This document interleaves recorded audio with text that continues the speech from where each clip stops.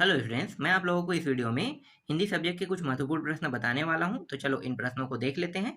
तो देखो, पहला प्रश्न क्या है, सही विकल्प को चुनकर लिखिए कह रहा है। इसके अंदर कुछ प्रश्न दिए हुए हैं, तो इसमें जितने भी प्रश्न हैं उनका उत्तर देख लेते हैं। तो देखो, कोयल अपने चमकीले गीत क्यों तैरा रही है? तो 4 ऑप्शन दिया हुआ है, इनमें से आपको आंसर सही क्या लेना है? इस काले संकट सागर पर मरने हेतु, ये इसका उत्तर रहेगा। नेक्स्ट प्रश्न है, कबीर के काव्य का मूल स्वर है? उत्तर क्या लेना है? समाज सुधार का। तीसरा प्रश्न है, रसखान जन्म लेना चाहते हैं, तो उत्तर क्या लिखोगे? इसका उत्तर जो है 4 ऑप्शन में से आपको ये उत्तर लेना है, ब्रज में। अगला है, गंगा की रेती किससे अंकित है? तो उत्तर क्या लेना है? उत्तर आपको ले लेना है बालू से, ले लेना है बालू के सांपों से। मेघ कैसे आए हैं? तो इसका उत्तर आपको ले लेना है बन ठन के ले लेना है, ठीक है। खेतों में दूर दूर तक क्या फैली हुई है? उत्तर क्या लेना है? हरियाली। चलो अब रिक्त स्थान देख लेते हैं। तो देखो, रिक्त स्थान का पहला प्रश्न है, ईश्वर तो सब श्वासों की खाली स्थान में मौजूद है, तो क्या लिखोगे? श्वास ले लोगे ना, तो उत्तर क्या लिखना है आपको? श्वास ले लेना है। श्वासों में मतलब श्वास में ही मौजूद है। सोने सोने का घड़ा शराब से भरा है, तो खाली स्थान निंदा ही करेंगे, तो उत्तर क्या लिखोगे? साधु लिखोगे, ठीक है। साधु निंदा ही करेंगे। चलो आगे देखते हैं। इसके बाद है, पक्ष विपक्ष के कारण सारा संसार खालिस्तान पड़ा है, तो यहाँ पे भ्रम लेना है। इसमें क्या लेना है? भ्रम में लेना है। मैंने माँ से यमराज के घर का खालिस्तान पूछा, तो क्या पूछ सकते हैं? पता, तो पता यहाँ पे लेना है, ठीक है। अगला देखो, सच्चे प्रेमी को जब प्रेमी मिल जाता है तो सब विष खालिस्तान हो जाता है, तो क्या हो जाएगा? विष जो है अमृत बन जाता है, अमृत हो जाता है। क्या सारे खिलौने काले पहाड़ के खालिस्तान दब गए हैं? तो उत्तर क्या लेना है? नीचे दब गए हैं, तो नीचे आ जाएगा यहाँ पे। चलो सही जोड़ी मिलाओ देख लेते हैं। देखो, आचार्य महावीर प्रसाद, इसको आपको लेना है सरस्वती पत्रिका का। इन्होंने क्या किया था? उद्घाटन किया था, या उसको चलो उद्घाटन मान लेते हैं, ठीक है। उपन्यास सम्राट यात्रावृत लेना है। एक नहीं, यात्रावृत नहीं, उपन्यास सम्राट लिखने वाले का नाम है ना, उपन्यास संन्यास, तो यहाँ पे प्रेमचंद आ जाएगा। फिर है यात्रा की सजीव चित्रण, इसमें आपको लेना है यात्रावृत लेना है। फिर नाटक है, नाटक को आपको लेना है कई अंक वाले लेना है। फणीश्वर नाथ रेणु, इसको आपको लेना है आंचलिक उपन्यासकार में लेना है। उल्लू बनाना, इसको आपको ले लेना है मूर्ख बनाना ले लेना है, ठीक है। इसका अर्थ यही होता है। चलो एक शब्द एक वाक्य में उत्तर देख लेते हैं। तो देखो, पहला प्रश्न क्या है? पहला प्रश्न है, एक मात्रिक छंद का नाम लिखिए। तो एक मात्रिक छंद जैसे कि दोहा, चौपाई, आप इनमें से किसी को भी लिख सकते हैं। दोहा भी है, चौपाई भी है। काव्य के कितने भेद है? तो काव्य के भेद जो है वो 2 है, तो काव्य के 2 भेद है, आप यहाँ पे लिख लेना, ठीक है। वृंदावन कभी भी किसकी बांसुरी के जादू से खाली नहीं रहा, तो उत्तर क्या लेना है? उत्तर श्रव्य काव्य, ठीक है। श्रव्य काव्य, सुनने वाला जो होता है ना, श्रव्य काव्य। टोपी से हमेशा कीमतों क्या रहा है? उत्तर क्या लेना है? एक मिनट, इसके उत्तर लेना है कृष्ण की, ठीक है। यहाँ पे उत्तर आ जाएगा कृष्ण की। महादेवी वर्मा ने पहली पुस्तक कौन सी पढ़ी? तो इसका उत्तर हो जाएगा पंचतंत्र, ठीक है, पंचतंत्र। और सर्वव्यापक पक्षी कौन सा है? तो कौवा आपको सर्वव्यापक पक्षी लेना है। चलो अब देख लेते हैं सत्य सत्य देख लेते हैं। तो सत्य सत्य में मुंह की खाना का अर्थ मुंह से खाना, ये गलत है, ऐसा कुछ अर्थ नहीं होता है, ठीक है। मैं आपको दिखा देता हूँ, एक मिनट। देखो यहाँ पे है, मुंह की खाना का मतलब क्या होता है? मुंह से खाना नहीं, चोट लगने को हम क्या कहते हैं? मुंह की खाना कहते हैं, इसलिए ये असत्य होगा कथन।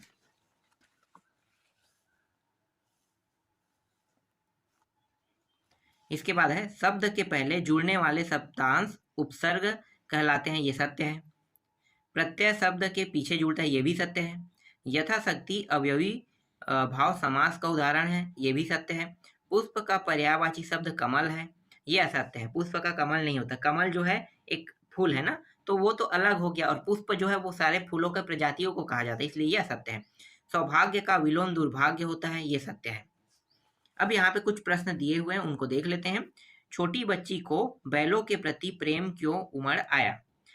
ये प्रश्न अगर आपसे नहीं बन पाएगा तो इसके लिए यहाँ पे अथवा प्रश्न भी दिया है। आपकी दृष्टि में वेशभूषा के प्रति लोगों की सोच में आज क्या परिवर्तन आया है।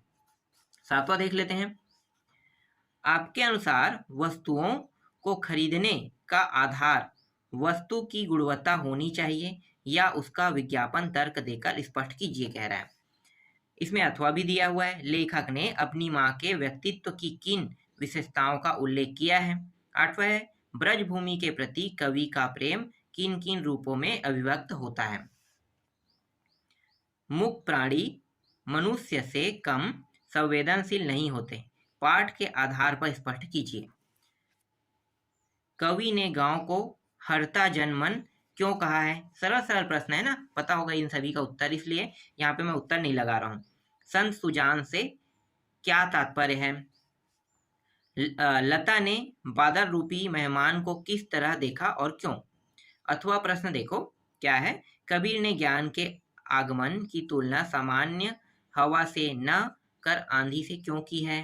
11वां प्रश्न, मेघों के लिए बन ठन के सैवर, ये सवेरे होना चाहिए ना, सैवर के आने, ये सैवर के आने की बात क्यों कही गई।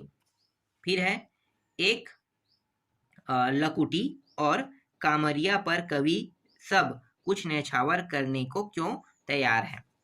रस की परिभाषा तथा प्रकार बताइए। छंद की परिभाषा तथा प्रकार बताइए। श्लेष अलंकार को सोदाहरण स्पष्ट कीजिए।